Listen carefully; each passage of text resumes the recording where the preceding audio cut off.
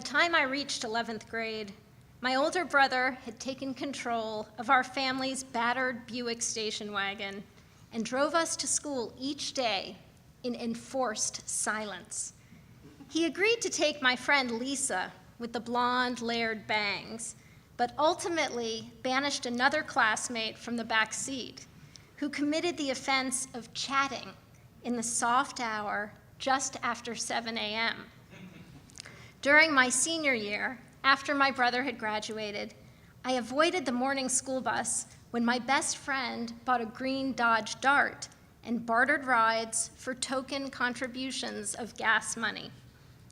9th and 10th grade, however, involved daily trips on Miss Hattie's school bus, with its identification badge proudly displayed in her windshield like the number of a church hymn.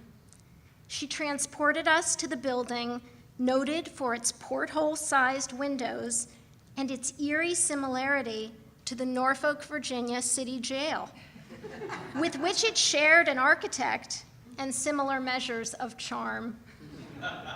During those 2 years, Miss Hattie was often the first adult who greeted me each school day. Decked out in crocheted flat hats in pastel colors, Miss Hattie opened the bus doors, brimming with energy and purpose. With her giant plastic eyeglass frames, Miss Hattie resembled an owl with a deep mocha complexion. At the tender age of 15, I appreciated Miss Hattie's predictability and reassuring daily appearance. My father frequently left early for breakfast meetings, and my mother was not a creature of the morning.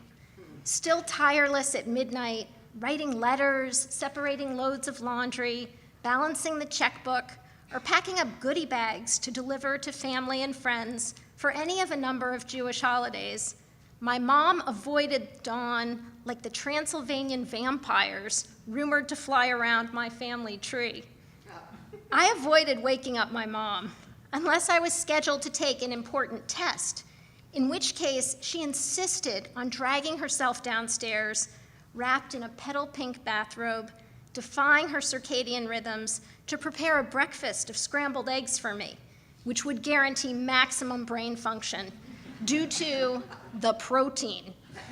Maintaining adequate levels of protein was an underutilized and secret tool in achieving academic success, according to my mother. Fortified by a bowl of wheat checks and Jane Pauley's rendition of the morning headlines, my brother and I headed out to the bus stop, waiting for Miss Hattie's golden chariot. The creaky doors opened, and Miss Hattie would clap her hands and belt out verses to gospel music as she greeted us and the other sour-faced members of her captive congregation. "Blessed day to you," she would intone like a benediction. Being Jewish, I had never experienced this particular type of praying. The Catholic kids on the bus looked somewhat perplexed as well. "Way back," she serenaded us. I understood that we needed to find seats in the rear where you could feel the whirring electrical system of the vehicle.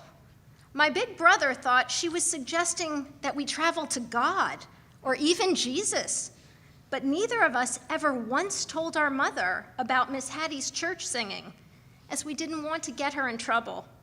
Way back in the 1970s, my mom had calmly confronted the pious principal of our public elementary school with something called the Establishment Clause, and single-handedly ended daily forced recitations of the Lord's Prayer.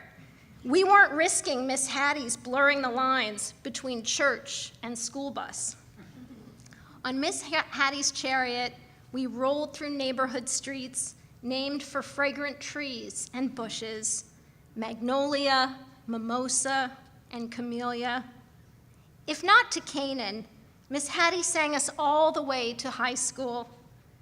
The Hebrew blessings for the dawn may be etched way back into the mitochondria of my cells, but since high school, they have been joined by the beating of Miss Hattie's wide open hands, clapping her joyous morning song.